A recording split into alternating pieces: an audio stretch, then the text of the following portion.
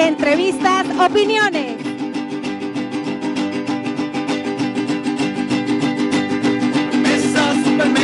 Supermesa hay que escuchar. Supermesa tiene todo lo que podemos gozar.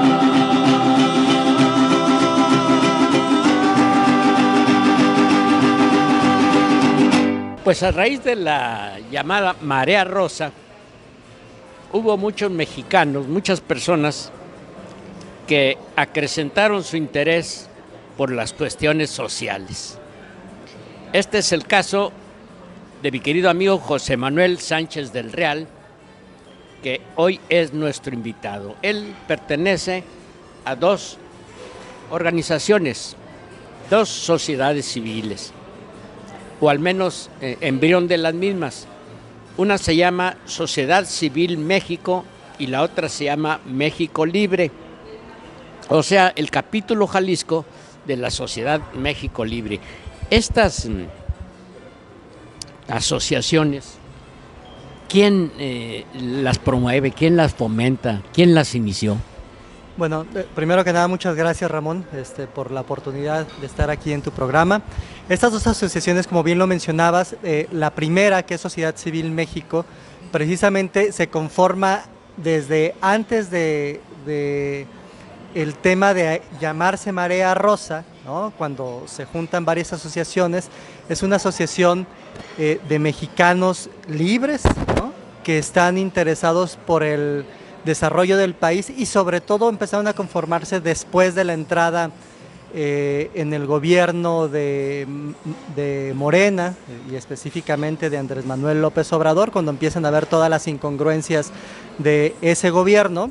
Entonces empiezan a surgir muchas inquietudes por parte de la sociedad, y esta Sociedad Civil México es una de ellas, que tiene pues un gran trabajo, sobre todo en tema de redes sociales, tiene mucho trabajo, y a mí me invitaron a incorporarme con ellos a partir del año 2024, previo a que se vinieran el proceso de selección de candidatos de los partidos de oposición principalmente. Ahí es cuando les empiezo a ayudar. Y en el tema de México Libre se conforma alrededor de finales del año 2018, también a raíz de que entra en el ejercicio del gobierno Andrés Manuel López Obrador, pero esta asociación se crea con la finalidad de crear un nuevo partido político que lo encabezaba Felipe Calderón y Margarita Zavala, ¿no? A mí me toca ser el coordinador aquí en el estado, después de trabajar y conformar México Libre aquí en Jalisco, que la verdad nos fue muy bien porque logramos una afiliación de miembros incluso más grande en ese momento que el propio Partido Acción Nacional, que el propio MC y que el propio Morena, porque se afiliaron poco más de 16,000 personas. Logramos estructura en 15 de los 20 distritos aquí del estado.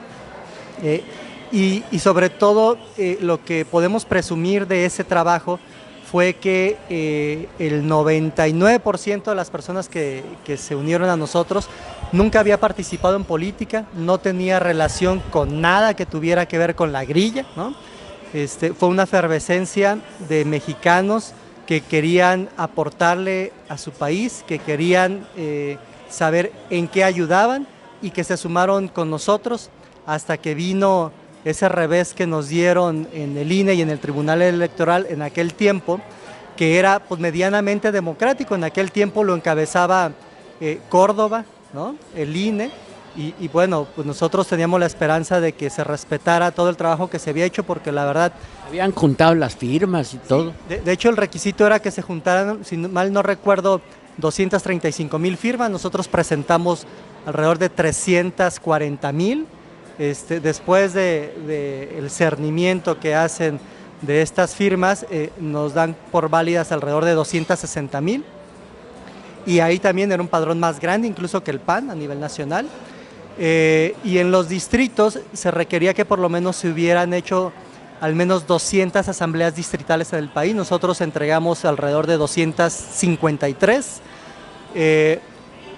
La comisión de prerrogativas, que es la que se encarga de hacer esta validación de información, sesiona, sale el dictamen favorable para México Libre. Después de ahí lo pasan al pleno del INE al día siguiente, y en la plenaria del INE, precisamente Córdoba y Ciro Murayama,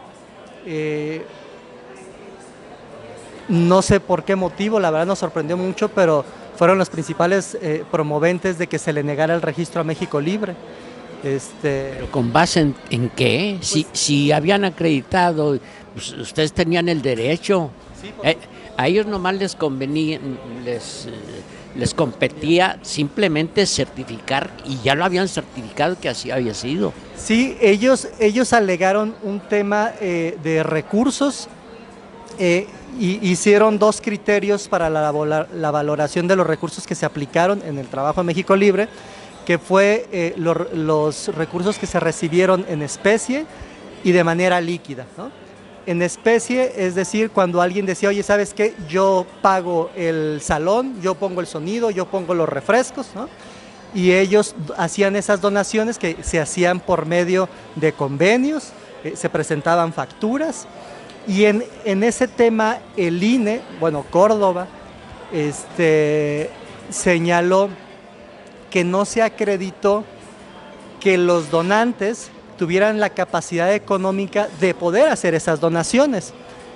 Y lo que nosotros le decíamos era, oye INE, pero tú tienes facultades de fiscalización, tú puedes ir a revisar las cuentas de banco de las personas. Además, ustedes tenían facturas. Sí, claro, no, se presentaron facturas y convenios de esas donaciones.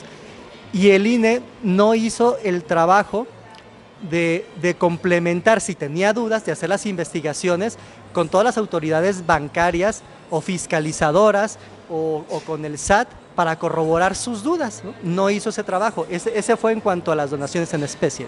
Y en cuanto a las donaciones líquidas de dinero líquido, hubo por ahí algunas donaciones que se hicieron a través de tarjetas de débito o de crédito, ¿no?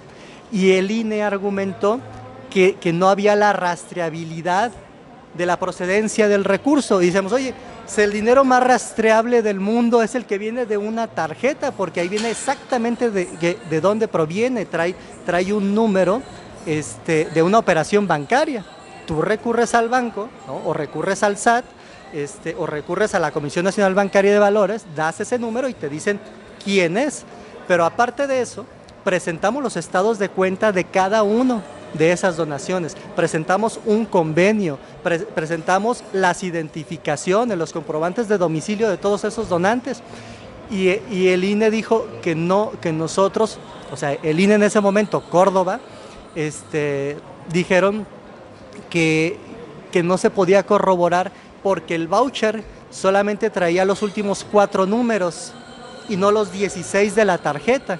Entonces decíamos, oye, pues es que todos los vouchers del mundo nada más traen esos 4 números, pero aquí está el estado de cuenta, aquí está la declaración del dueño de la tarjeta, aquí está el convenio de donación del dueño de la tarjeta. Pues no, Córdoba no lo hizo válido. Entonces, bajo esos dos criterios, la votación sale en contra de la creación de México Libre, nos vamos al tribunal, y en el tribunal, que en aquel tiempo era medianamente democrático, en el criterio de las donaciones en especie, ¿no?, nos dio la razón, y en el otro nos dio la contraria.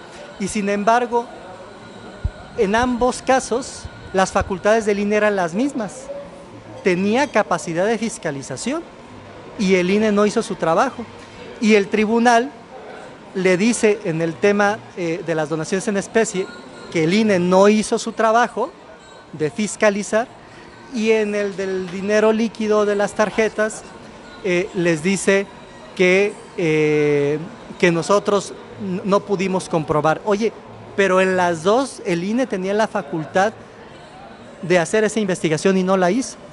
Y bueno, y no sé si recordarás, pero después de eso, al día siguiente, recuerdo un anuncio especial que hace Andrés Manuel López Obrador abajo de un árbol ahí en La Chingada, ¿no?, en su finca, riéndose, burlándose de que nos hubieran negado el registro.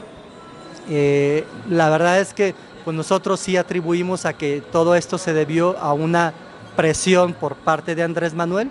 La verdad, nosotros no creímos que Córdoba fuera a caer en eso, y por desgracia yo creo que más de alguna organización que en este momento está buscando ser partido político, les va a pasar lo mismo, porque, insisto, en aquel tiempo teníamos dos instituciones que era el INE y el Tribunal Federal Electoral, que eran medianas. Ahora ya no, porque ahora ya las dos instituciones fueron copadas por gente de Morena. Efectivamente, ahora ya no hay un miembro que no sea de Morena, ¿no? En aquel tiempo sacamos un dictamen a favor y después en el pleno nos lo voltearon. ¿Por qué? Porque había cierta independencia, ¿no? Ahora eso ya no existe. La verdad es que, ojalá no les pase lo mismo, pero pues aquí nosotros seguimos en la lucha, nosotros hemos seguido trabajando, hemos seguido apoyando las causas y sobre todo en épocas de elecciones hemos apoyado las candidaturas que le pueden ganar a Morena, independientemente del partido que sea. En este caso, en el caso concreto de Jalisco, hemos apoyado la alianza que había hecho PAN, PRI, PRD, y también en algunos casos hemos apoyado las candidaturas de MC, donde MC puede ganarle a Morena, hemos apoyado a MC, y donde la alianza PAN, PRI, PRD, que en ese momento fue, le podía ganar, la hemos apoyado. Y tanto así funcionó que si tú te vas a los datos de la última elección federal, las preferencias para la senaduría en Jalisco, inicialmente en primer lugar iba MC, en segundo lugar iba Morena y en tercer lugar iba el PAN.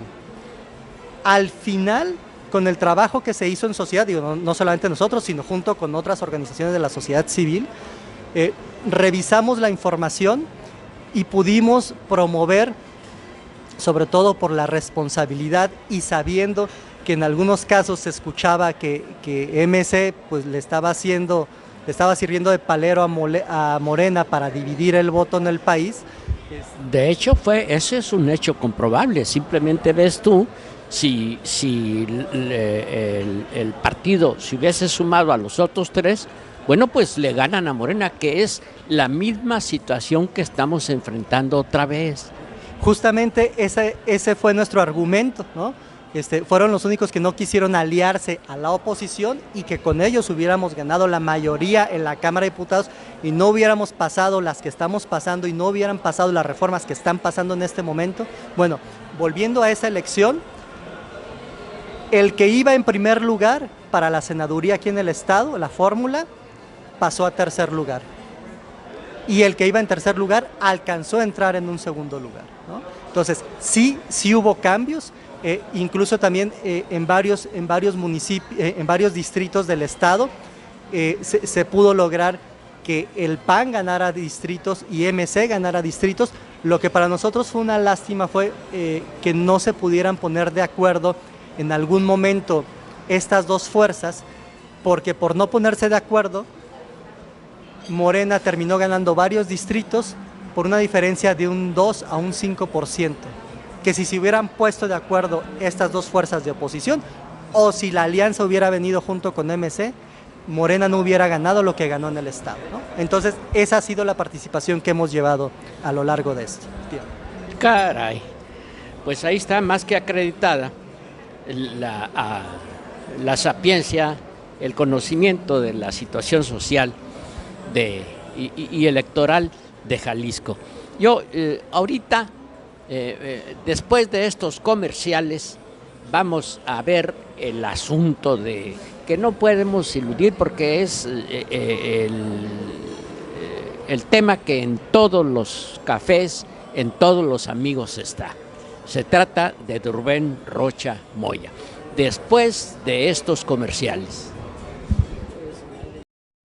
Café La Flor de Córdoba nació el 12 de diciembre de 1938, enfrente del Mercado Corona, siendo desde entonces el preferido de los tapatíos. Hoy en día, más de 100 franquicias en zona metropolitana y ciudades vecinas. Café, café purísimo, café La Flor de Córdoba, purísimo café, La Flor de Córdoba. Del tostador a su taza. Café La Flor de Córdoba, un café para crear. La Chata Terranova, donde el confort y el buen sabor se dan la mano. La cocina en los más altos estándares de higiene. Los platillos con nuestro sazón único e inimitable. Y la atención personalizada. Los esperamos en Terranova 405, a 3 cuadras de Avenida México.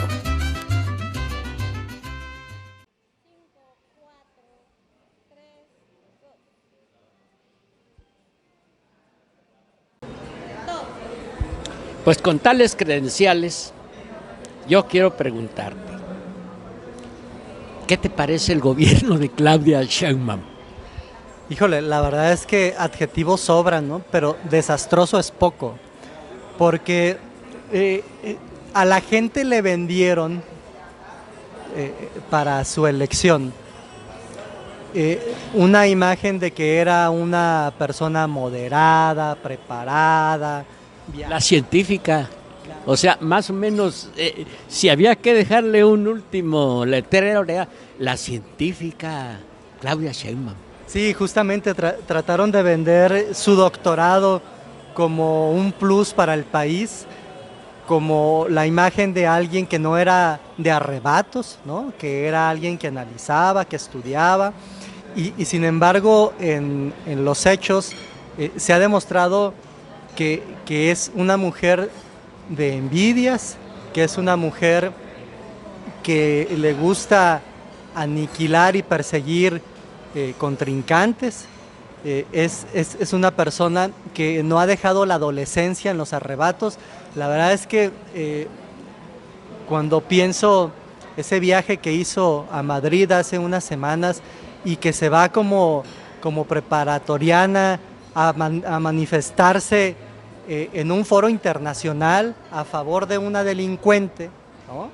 A favor de una persona que está comprobado que cometió peculado en su país, que le detectan muchas propiedades que no puede acreditar y que ella va a agarrar un cartón para manifestarse a favor de ella y meterse a un pleito que no le corresponde. De Cristina. Sí, de Cristina Fernández de Kirchner, la expresidenta de Argentina, en un tema que es principalmente es irrelevante para el país.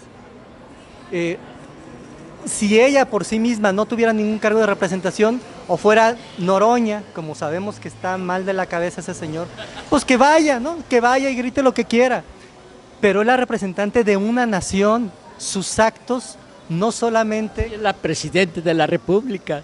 Aunque no nos guste, ella nos representa ante el mundo. Sí, ante el mundo fue México el que la apoya. Claro, entonces bueno, eso denota su inmadurez, su falta de altura de miras, ¿no? No tiene altura de miras. Y bueno, después de eso lo que podemos ver es que el país no crece, la inseguridad no baja, ciertamente cambió la política de seguridad, ¿no? Ya el tema de los abrazos y no balazos cambió, pero no ha logrado tener un impacto real hacia abajo, porque los impactos que le llegan a la gente, el robo, el asalto, el secuestro, la extorsión, no ha bajado, ¿no? A la gente la siguen extorsionando, los negocios siguen cerrando, en todo el país, no podemos hablar de una zona en particular, los desplazados en el país siguen estando, o sea, tú ves las noticias y de verdad es conmovedor ver cómo las personas, las mamás, gritan y lloran pidiendo auxilio al gobierno de México. Sí, no, pues han pasado grupos de indígenas pidiendo, Trump, ven por nosotros. La verdad es que yo creo que ya no alcanza a dimensionar la desesperación de estas personas que no ven una respuesta en su gobierno, que le hablan al de Estados Unidos. Ellos jamás han ido a Estados Unidos, saben que existe Estados Unidos y saben que ellos ponen orden, entonces hasta ellos recurren para que lleguen a su comunidad a poner el orden porque el gobierno mexicano no lo pone, ¿no?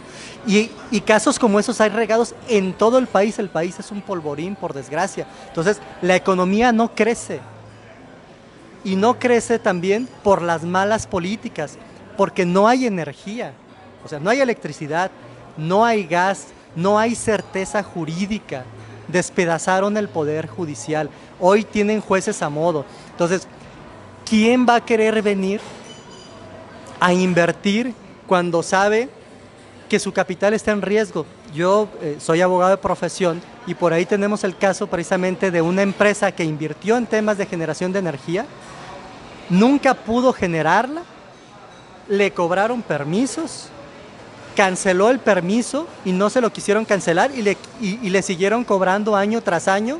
Ahí traemos el pleito, pero bueno, no dejaron que el país y las empresas generaran energía. Se necesita energía para que otras empresas vengan.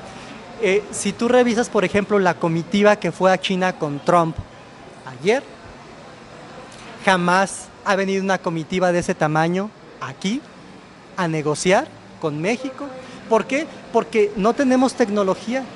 Nos hemos conformado con ser solamente manufactureros. Se llevó a 2 magnates. No, llevó a 6 magnates, ¿no? O sea, prácticamente llevó a los dueños de la economía mundial, ¿no? Pero y a la presidenta solamente, pues ni siquiera la ven como mandataria, porque Trump, después de decir que la presidenta tiene voz bonita, pues le dice que no manda en el país, que quien manda en el país realmente es el crimen organizado, ¿no? Entonces, ella no se ha podido quedar, no ha podido agarrar el liderazgo del país, no controla la Cámara de Diputados, no controla la Cámara de Senadores, es decir, no controla los suyos, no controla la economía, no controla nada, no suma al país. Y eso a todos nos está llevando a tener malas perspectivas. Las calificadoras internacionales nos están bajando. Estamos creo que en el penúltimo lugar, sí, de América. Sí, pero aparte las calificadoras internacionales nos bajan nuestro índice de calificación y menos vienen las inversiones para acá. El director de Pemex renunció ayer. ¿Por qué? Pues porque no tiene dinero para pagar. O sea, por desgracia Pemex es un barril sin fondo, ¿no? Siempre lo ha sido. Pues sí, se puede decir que sí, pero el dinero, a ver, el país sí tiene dinero. El problema es la distribución, ¿no? ¿A dónde han enfocado las baterías para gastar? Lo que pasa es que Pemex se facilita para que sea la caja chica de todos los gobiernos, de y de todos de los colores de los partidos.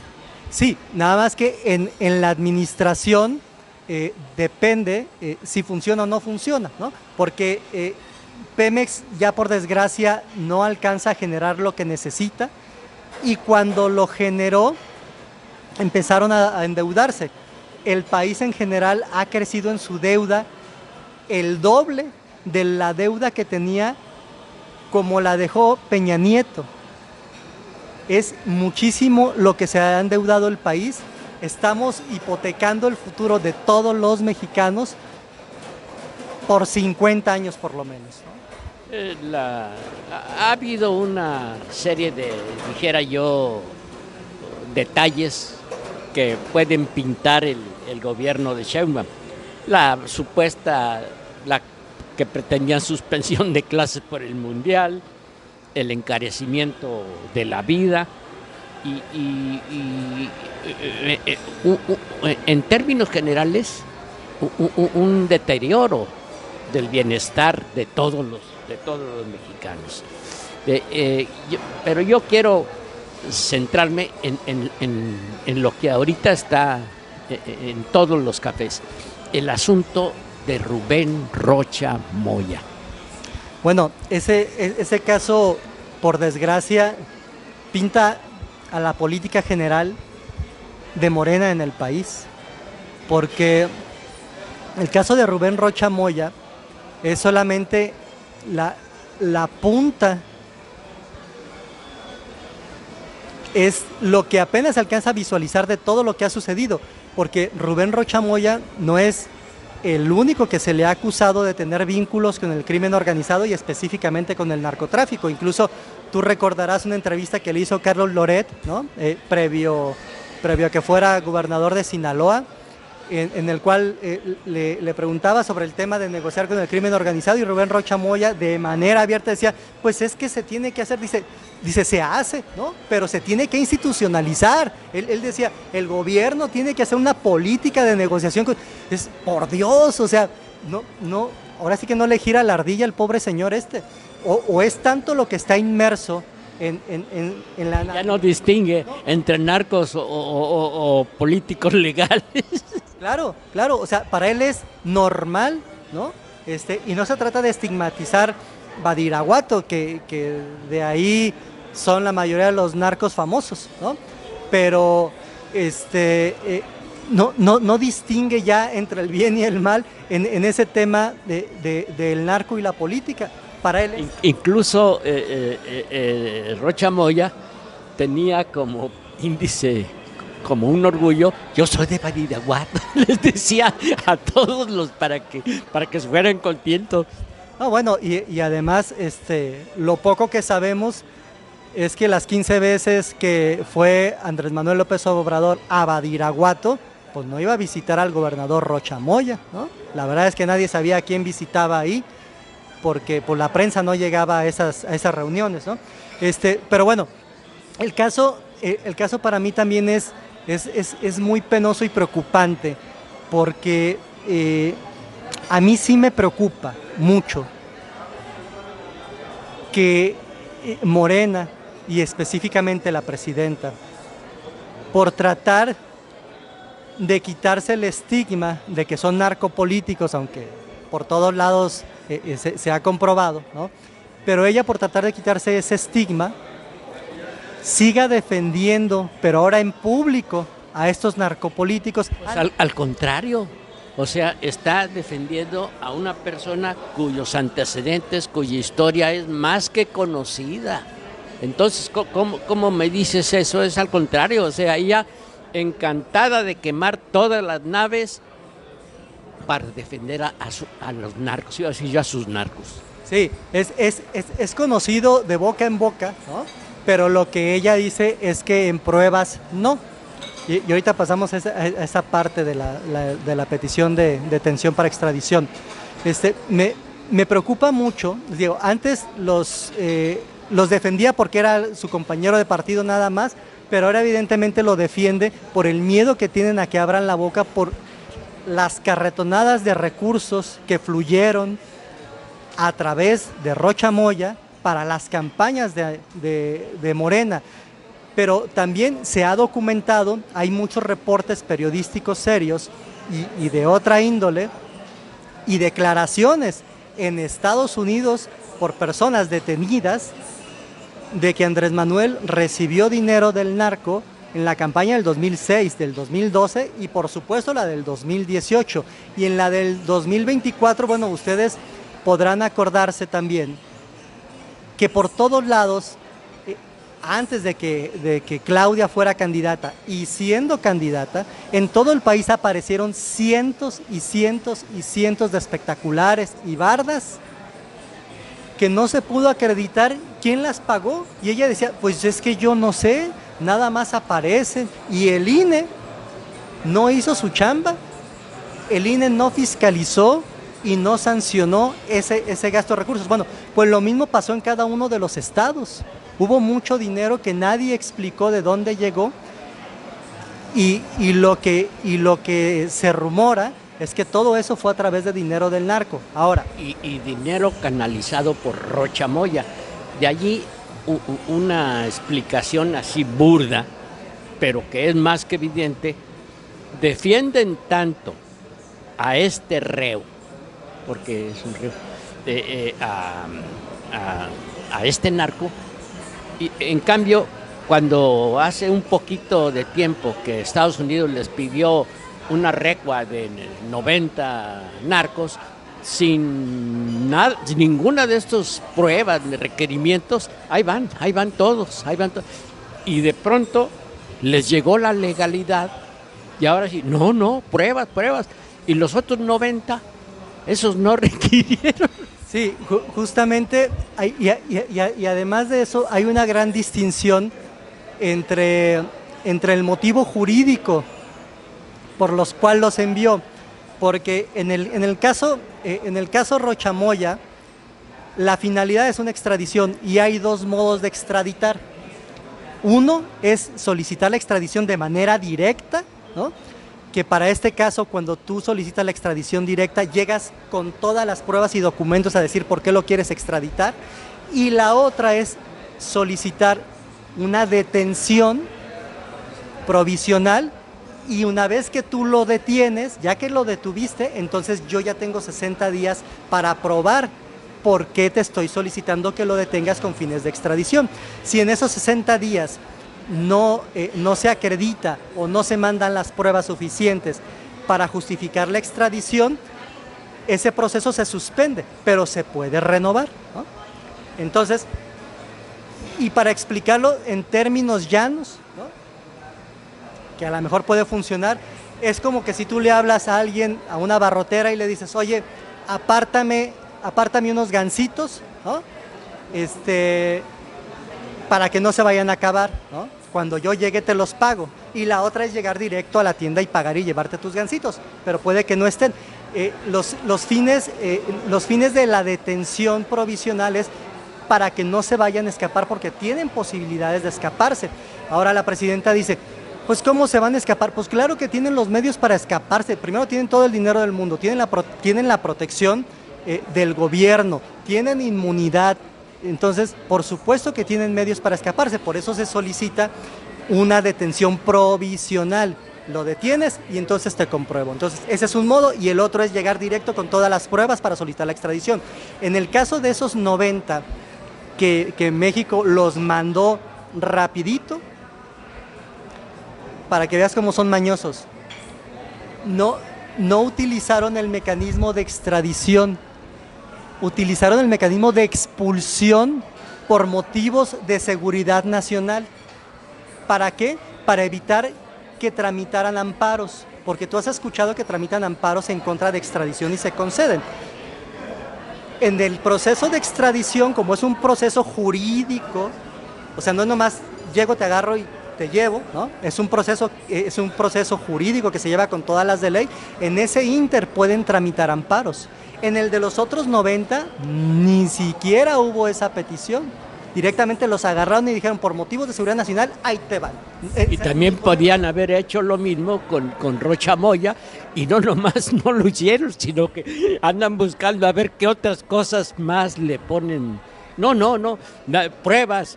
No, pruebas que sean evidentes, no pruebas convincentes, no me acuerdo cuáles son las palabras que usan. Claro, y ahora volvamos al proceso de la solicitud de detención temporal con fines de extradición. Lo que se debe enviar, si tú revisas el tratado de extradición, yo anoche lo estuve leyendo, entre el artículo 10 y el 11, y que todo mundo menciona, lo que te dice es que solamente debes de señalar quién es, dónde está, es decir, dónde lo puedes localizar, a qué se dedica y por qué lo quieres detener, así a grandes rasgos. Son temas de indicios, no son pruebas contundentes en ese momento. Nada más tienes que decir, oye, me interesa que lo detengas antes de que se me vaya, ¿no? Ya cuando lo detengas, entonces sí, ya te mando todo el expediente. Y esto es para casos de denuncias, es decir, que todavía no están sentenciados, o también para sentenciados, puede ser para cualquiera de los dos. En el caso de denuncias, ¿no?, lo que pide este tratado es que envíes la orden de detención que la autoridad está girando, en este caso la autoridad de Estados Unidos, y las pruebas que puedan justificar en el momento que se tenga que presentar. Si fuera alguien que ya lo hayan sentenciado en Estados Unidos, pero que está aquí, entonces se tiene que mandar un extracto de la sentencia. En este caso, no, porque no está juzgado, apenas lo están pidiendo para llevarlo a juzgar.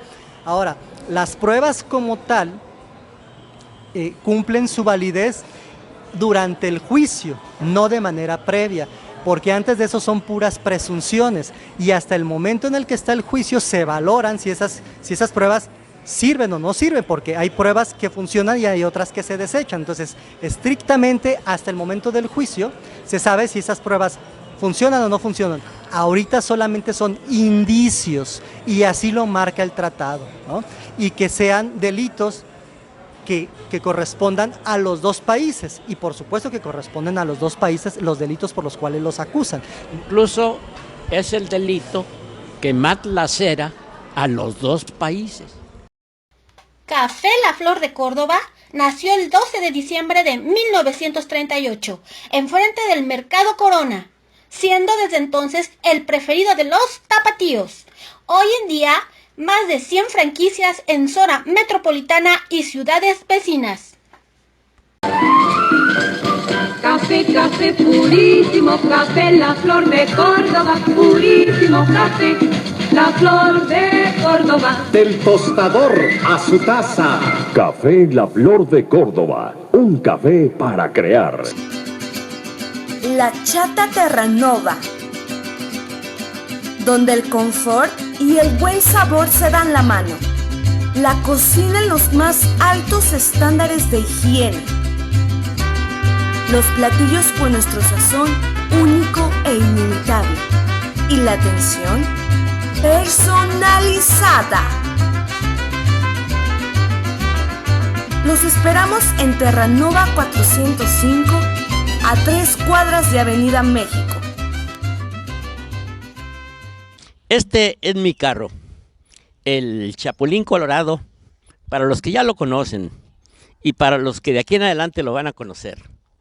Es un Fiesta 1995, lo tengo desde nuevo, tiene pues 25 años, así quedó, me lo acaba de pintar. Me lo acaba de pintar allí en Multiservicios San Martín, que aquí le estamos poniendo la dirección y los teléfonos. Lleven su carro para que les dé laminado, pintada o repintada y quede como nuevo. Este, les repito, tiene conmigo 25 años. El Chapulín Colorado, Llévenlo a Multiservicios San Martín. Sí, por supuesto. La diferencia es, y ya no nos sorprende, que en México no están acusados de nada. Digo, y si mal recuerdo, y si mal no recuerdo, creo que incluso al mayo, cuando López Obrador se había enojado porque se lo llevaron a Estados Unidos y que se la pasaba reclamándole a Estados Unidos que por qué se lo habían llevado sin avisar, y sigue pidiendo, hace 2-3 días volvió a mandar otra carta pidiendo que se lo traigan para acá. Ese fue el Chapo. Fue el Chapo. Ese es el Chapo, sí, pero en esa parte, decían, pues, les preguntaban, ¿no? ¿Y ustedes por qué no detuvieron al Mayo en México? Si aquí lo tenían, ¿no? Pues lo tenían a salto de mata, ¿no? Ah, es que en México no hay ninguna denuncia en su contra. Igual que con Rocha Moya. Exacto, igual que con Rocha Moya. Entonces dices, oye, bueno, si tú no tienes una carpeta de investigación de él en México, si tengo una, ¿no? Oye, licenciado, ya veo que estás empapado en este tema y que lo dominas plenamente. Yo quiero pedirte una opinión. Esta situación pinta la presidencia, o sea, a la hora de que recordemos en el futuro la presidencia de Sheinbaum, este detalle la puede pintar para siempre. Yo creo que este es el primero de muchos que le van a caer, porque para mí la lógica en todo este... Además ya nos los adelantaron. Tanto Donald Trump como Todd, se llama el fiscal, dijeron, no, si esto es apenas el comienzo, espérense. Ahora, por estrategia, regularmente siempre mandan lo más bajito, ¿no? Siempre mandan lo más bajito, ¿no? Evidentemente impacta, pero yo estoy seguro que esto va a ir subiendo y subiendo y subiendo y subiendo, hasta llegar a la familia del propio López Obrador. No sé si al propio López Obrador, algunos dicen que sí, otros dicen que quién sabe, ¿no? Pero pero yo sí creo que va a llegar incluso a la familia del propio López Obrador, pasando por todos los demás que están en medio, como el genial secretario de Educación, Mario Delgado, ¿no? Como el gobernador de Tamaulipas, Américo Villarreal, como el gobernador de Michoacán, como la gobernadora de Baja California, como el gobernador de Sonora, como el gobernador... Y ahí le podemos ir siguiendo, ¿no? ¿Por qué? Pues porque se sabe que están inmiscuidos o en el narco, o en el huachicol, o en la sociedad con el crimen organizado. La verdad es que hay mucha tela de dónde cortar, por desgracia. Así que agárrate, Claudia, que como dijo tú, no, si este nomás es el primero. Sí, por supuesto. Entonces, volviendo a lo que comentaba hace rato, a mí lo que me preocupa es que por andar defendiendo a los cuates, metan al país entero en un problema que no le corresponde al país como tal, porque tenemos la negociación del Tratado de Libre Comercio. Nuestro cliente mayor como país, al que más cosas le vendemos en el mundo, es a nuestro vecino, que es Estados Unidos. 3,000 kilómetros de frontera. 3,000 kilómetros de frontera, y le vendemos de todo y le fabricamos de todo. O sea, la verdad es que nosotros dependemos, no digo yo, los especialistas, de un 80% de nuestra economía está basada en lo norteamericano. Y es de ida y vuelta, porque, por ejemplo, lo que nosotros vendemos, la mayoría se lo vendemos a ellos. Y lo que nosotros necesitamos y compramos para que el país se venda, se lo compramos a ellos. ¿Y de qué estoy hablando? Energía. Estoy hablando de gasolina, estoy hablando de gas. El 80% del gas que consume la industria en el país viene de Texas. Texas está por incrementar su demanda, ellos están creciendo. Si a ellos se les ocurre, en lugar de vendernos a nosotros, quedarse con ese gas porque ellos van a requerir más gas, el país quiebra. Le puedes comprar a otros países que venden gas, el tema energético algo lo conozco también, pero es mucho más barato lo que ya tenemos establecido. Apenas se les está ocurriendo el tema del fracking, que es entrar al subsuelo para liberar el gas que está entre las capas tectónicas y el combustible, para liberar ese gas. Pero la tecnología para hacer eso está en Estados Unidos. Nosotros no tenemos, en el mundo prácticamente no existe.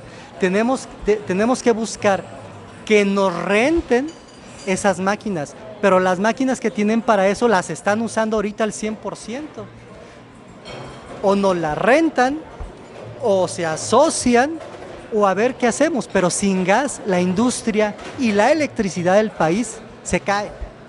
Entonces, yo no sé en dónde tiene la vista la presidenta, pero el país sí tiene riesgo. Sin electricidad, pues digo, sobre todo los extremos del país, y me refiero a la zona sureste y a la zona del norte, se van a morir de calor. Si con los apagones que ha habido, sin falta de energía, bueno, porque son momentáneos, les va como les va, si el 80% del gas que consume el país y las industrias nos lo dejan de surtir, el país se para. Y ellos perfectamente pueden decir, pues ya no te vendo, y no porque te quiera castigar, sino porque yo tengo necesidades.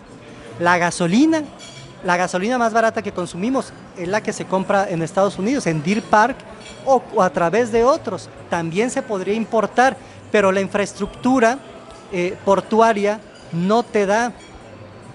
Regularmente las medidas de los barcos que transportan estos combustibles, las chiquitas son de 10,000 toneladas métricas, que son como 13 millones de litros, pero en la industria en lo general son de 25,000 toneladas métricas las chiquitas, que son como 28 millones de litros, y de ahí te brincas a 50,000 toneladas, 100,000 y 200,000 toneladas métricas. México no tiene capacidad de eso.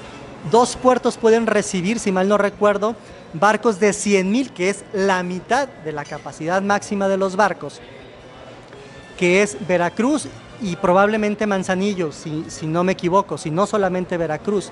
Fuera de eso, podrían llegar solamente buques de 50,000 toneladas métricas que se tardan aproximadamente 15 días en bajar el combustible, de 15 a 21 días. El país no tiene infraestructura para recibir esa cantidad de combustible que se necesita. Sí hay quien te lo surta, pero no hay dónde descargar. Entonces, yo nomás quiero saber qué se puede hacer sin combustibles, sin energía, sin tener a quién vender nuestros productos y sin tener dinero para mover la economía. A eso nos está llevando la presidenta. Café La Flor de Córdoba nació el 12 de diciembre de 1938, enfrente del Mercado Corona, siendo desde entonces el preferido de los tapatíos. Hoy en día, más de 100 franquicias en zona metropolitana y ciudades vecinas. Café, café purísimo, café La Flor de Córdoba, purísimo café, La Flor de Córdoba. Del tostador a su taza. Café La Flor de Córdoba, un café para crear. La Chata Terranova, donde el confort y el buen sabor se dan la mano. La cocina en los más altos estándares de higiene. Los platillos con nuestro sazón único e inimitable. Y la atención personalizada. Los esperamos en Terranova 405, a 3 cuadras de Avenida México. O sea, las acciones de Claudia Sheinbaum son mucho más que temerarias. Pues las de Claudia y las de su patrón Andrés Manuel, ¿no? Yo creo que el miedo más que de Claudia es de Andrés Manuel, porque de lo que se entiende, digo, igual nos podemos equivocar, pero de lo que se entiende es que el que formalizó todos estos pactos es Andrés Manuel López Obrador. Entonces, aquí como en la época de los romanos, todos los caminos llevan a Roma, en este caso todos los caminos llevan a Andrés Manuel, ¿no?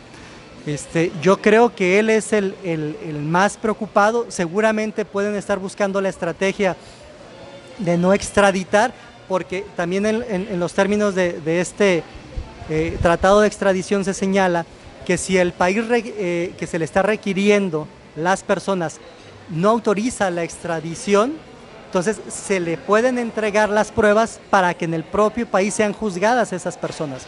Pero tenemos el antecedente del general Cienfuegos, ¿no? En 5 minutos lo exoneraron. Sí, en 5 minutos exoneraron a Cienfuegos. Llegó y le dijeron, señor, usted disculpe, que le vaya bien, ¿no? Entonces, pues Estados Unidos evidentemente no quiere que le jueguen el dedo en la boca como se lo jugaron ya en esa ocasión. El embajador en México no es un improvisado del tema, es un exfuncionario de la CIA. Sí, mandaron uno grueso. O sea, mandaron a alguien que le entiende perfectamente a lo que Estados Unidos quiere hacer, ¿no? O tiene pensado hacer. Entonces, Estados Unidos no va a volver a dejar que se burlen de ellos, como ya pasó con el caso de Cienfuegos. Entonces, ojalá la presidenta reaccione y entienda y visualice el riesgo que tenemos como país, como nación. Sé que a muchos mexicanos no les gustaría ver acciones del extranjero en suelo mexicano. A mí tampoco. A mí lo que me gustaría ver es que mi país está haciendo lo que le toca hacer. Eso es lo que yo quisiera ver, pero no se ve que vayan para allá. Pues ahí está el panorama. Allí está el panorama perfectamente desmenuzado. Y todo el mundo dice, oye, entonces ¿va a haber una invasión de los Estados Unidos? Bueno, en este caso, invasión como tal no, porque regularmente las invasiones son para apoderarse del país. No, no se quieren quedar con el país, solamente quieren hacer operaciones para sacar del tablero a aquellos que les están haciendo daño a su nación, ¿no? Porque está el antecedente de Maduro. No se quedaron con Venezuela, aparentemente, pero pues pusieron a quien ellos quisieron. Sí, claro, nada más que en Venezuela el objetivo era uno, en México tienen como 70 objetivos, ¿no? Entonces, seguramente tendrían que hacer unas incursiones todavía mucho más detalladas. Yo espero, y perdón, estaba recordando también la nota que salió hace unos días, que dicen, y no lo dudo la verdad, de operaciones en la CIA, en el Estado de México, con la aniquilación de unos narcos que les pusieron explosivos en su camioneta, ¿no? Se ve la grabación de otro coche, ¿no? Incluso hay acusaciones de periódicos de ellos mismos. De Los Angeles Times y recuerda el New York Times. Sí, así es. Hay acusaciones que cualquiera de las dos versiones que sea real, las dos son graves, ¿no? Porque una es que la CIA fue quien puso estos explosivos en esa... que nomás asesoró a los mexicanos. Y la otra es que asesoró a los mexicanos para hacerlos. Bueno, insisto, cualquiera de las dos cosas es grave, ¿no? Una, que lo haya hecho la CIA, o la otra, que la haya hecho el gobierno mexicano con asesoramiento de la CIA. O sea, ¿a qué nivel tiene que llegar el país, en caso de que sea la segunda opción, para aniquilar al narco en lugar de someterlo a un proceso legal, ¿no? En lugar de capturarlo, meterlo a la cárcel, juzgarlo, sentenciarlo y que purgue su condena? Cualquiera de las dos cosas es grave. Ahora, si no es cierto eso, está bien, pero que nos digan con datos reales, con datos técnicos, qué pasó, porque uno ve el video y ve la camioneta que explota de la nada, no se ven personas, entonces, pues que nos digan entonces cuál sí es su verdad, pero una verdad real, no como todas las que nos han querido vender, como el tema de el ex rector de Sinaloa, que lo matan y después hacen un montaje en una gasolinera para decir que lo habían matado en la gasolinera y no en la reunión de los chapitos con Rochamoya, con el Mayo y que bla, bla, bla, la que ya no sabemos la historia, ¿no? Entonces, que nos den historias que sean reales, hechos verídicos, hechos comprobables, ¿no? Insisto, el país está en una lógica muy delicada que se tiene que atender pensando en el país y no pensando en los cuates, ¿no? Pues ahí está. Es una visión muy, muy fácil de entender, pero que nuestros gobernantes, pues así como que esto les vale. No, en definitiva les vale, les vale la salud, les vale la educación, les vale la economía, les vale la seguridad, les valemos, es decir, no les importamos como sociedad, no les importamos que crezcamos, ¿no? Bueno, y ellos lo han dicho, incluso el propio Andrés Manuel lo dijo en público una vez, que mientras más ignorante la gente, pues más querían a Morena. Ayer sale un sondeo en el noticiero de Carlos Loret y se vuelve a ratificar esa medida, ¿no? Mientras menos educación, mejor le va a Morena, y mientras más estudios, menos quieren a Morena, ¿no? Para ellos es seguir controlando al país, seguir controlando la ignorancia, seguir controlando la narrativa, seguir aniquilando a los opositores, seguir aniquilando voces críticas con periodistas, con políticos. Digo, ¿cuántos políticos y cuántos periodistas han sido asesinados en el periodo de la Cuarta Transformación? Y no pasa nada. Digo, ¿y cuántos comerciantes han tenido que cerrar sus negocios porque los extorsionan. ¿Y cuántas personas han denunciado o no han querido denunciar por ese miedo que tienen de que van, denuncian y después llegan los delincuentes y le reclaman, fuiste a denunciarme, pues ahora te va a ir peor, ¿no? El caso de la taxista en Veracruz, ¿no? La pobre, por no pagar la cuota de la extorsión, y luego la declaración estúpida de la gobernadora diciendo que no la habían asesinado, pues que se había muerto por el susto. Oye, pero por el susto de que estaba secuestrada y que la iban a matar. No, pero no la mataron, pues ella se murió porque le dio un infarto. La verdad es que no les importamos, ¿no?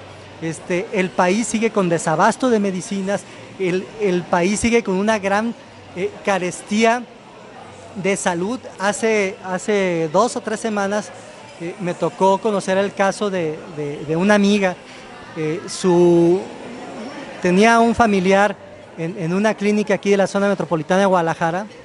Lo tuvieron 5 días en urgencia sin atenderlo, ni una silla. Mi amiga, pues preocupada, dijo, oye, pues yo me voy a mover, y tomó algunas fotos, pues para tratar de hacer alguna denuncia y presión. Pues tenía a su familiar ahí, y lo que le dijo el personal es que si hacía eso, le iban a quitar el servicio 6 meses por andar presionando. Pues total que ya no hizo presión. Para poder conseguir que lo atendieran, se tuvo que estar de 6 a 7 días tirado en el piso, ¿no? Pero esa historia se repite en el país.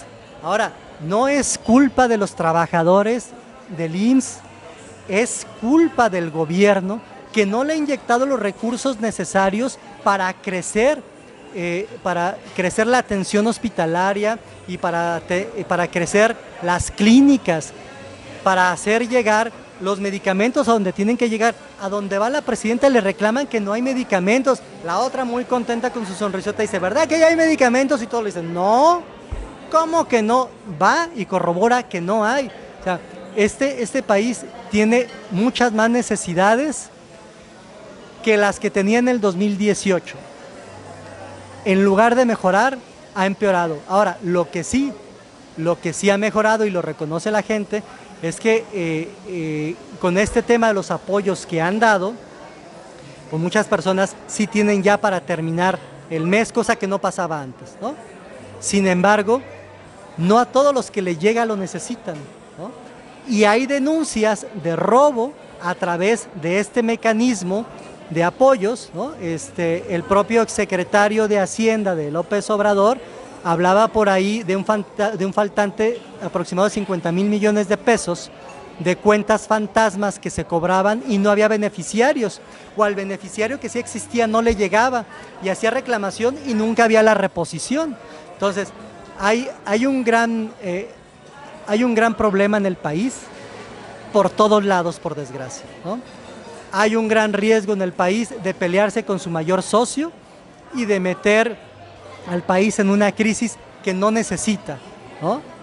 Nadie quiere una intervención de otro país en nuestro suelo, pero lo que queremos es que el gobierno haga lo que tiene que hacer con todos esos delincuentes. Y a todos, me refiero a todos, no solamente esos señalados y mezclados con la parte política, sobre todo al delincuente común, que es al que vacía casas, al que extorsiona negocios, al que asalta, al que secuestra, al que roba, al que te encuentras en la calle o en el restaurante.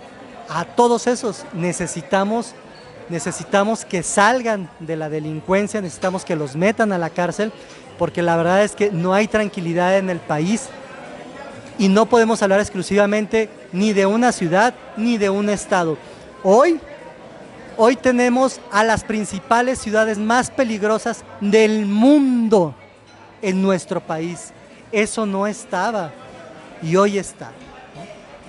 Pues esa es una visión muy completa, muy vasta de nuestro país actualmente. Y queremos darte las gracias, José Manuel Sánchez del Real, por esta visión que nos has... todos la veíamos, pero no todo el mundo está dispuesto a aceptarla. Sí, bueno, el agradecido soy yo por esta oportunidad. Efectivamente, no todos están dispuestos a aceptarla, eso es una ventaja, pero tenemos que pasar de una no solo aceptación personal, desde mi casa, desde mi WhatsApp, tenemos que pasar a ser una sociedad participativa que muestre en la calle, que muestre en los foros este descontento y esta señal de que no estamos dispuestos a que el país siga así. En las mediciones que ayer entregaba Carlos Loret, se hablaba de datos muy interesantes. Una, que la presidenta como tal, del 80% de aceptación que tenía, pasó a un 59%, del rechazo que tenía, aumentó alrededor de 20 puntos, el rechazo directo a la presidenta, que Morena como partido bajó en preferencia 14 puntos, que la oposición sube en preferencias, aunque sigue fragmentado la preferencia. Sí hay manera de sacar a Morena, pero se requiere de participación.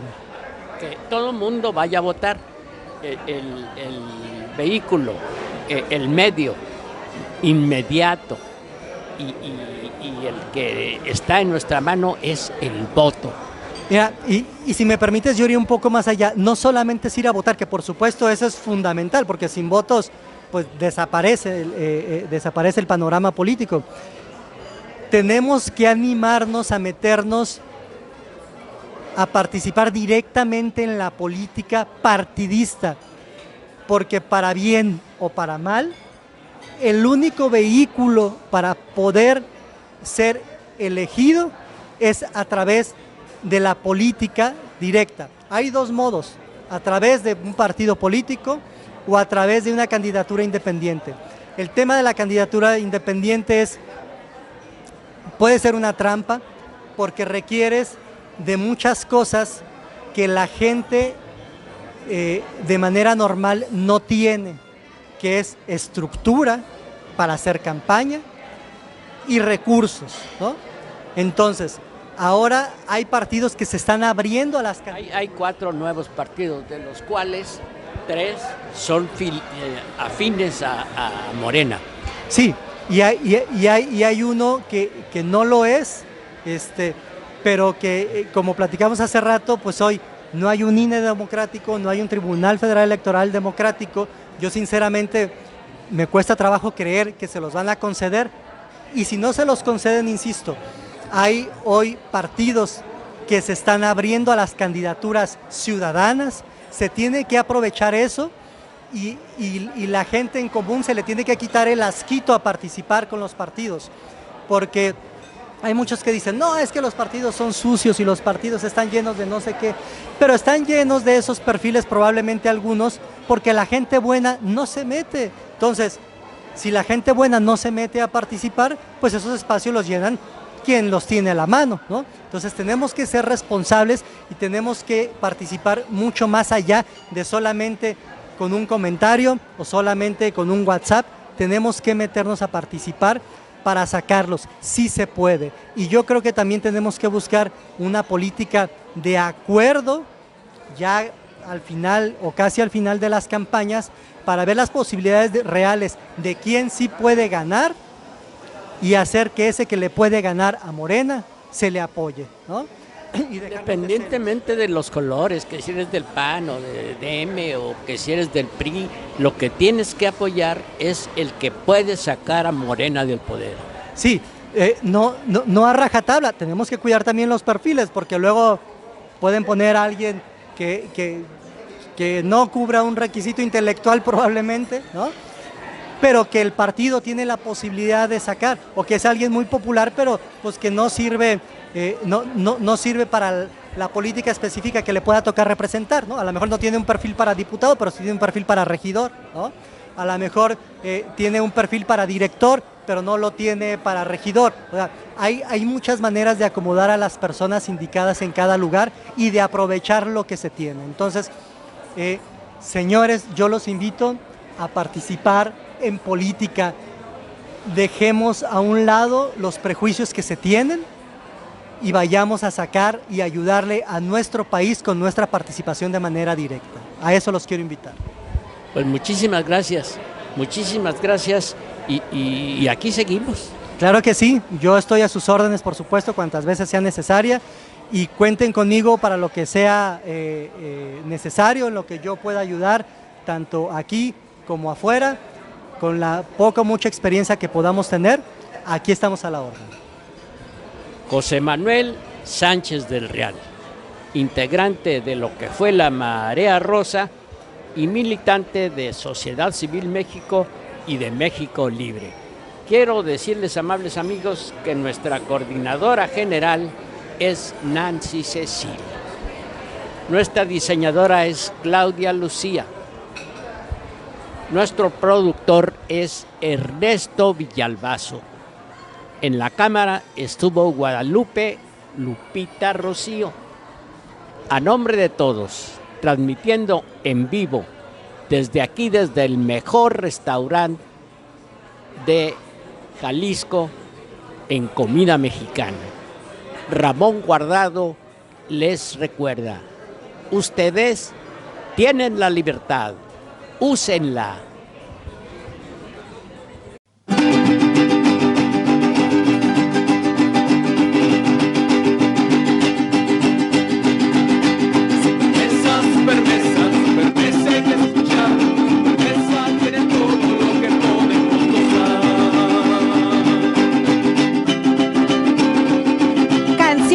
Entrevistas, opiniones.